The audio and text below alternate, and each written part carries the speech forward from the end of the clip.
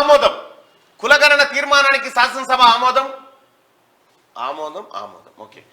బీసీల సామాజిక ఆర్థిక విద్యా అవకాశాల కోసమే సర్వే.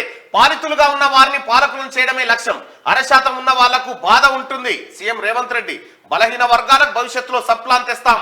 Deputy CM Bhatti. అభ్యంతరాలు చెబుతూనే బీఆర్ఎస్ సంపూర్ణ మద్దతు ఇచ్చింది. తీర్మానంపై చర్చ అనంతరం సభ ఏకగ్రీవంగా ఆమోదం తెలిపింది.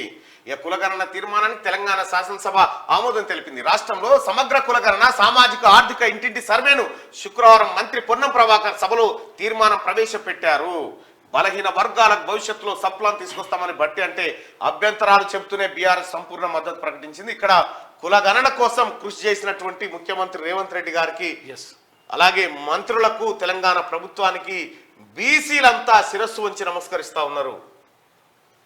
ఇది ఎప్పుడో చేయాల్సిన కథ.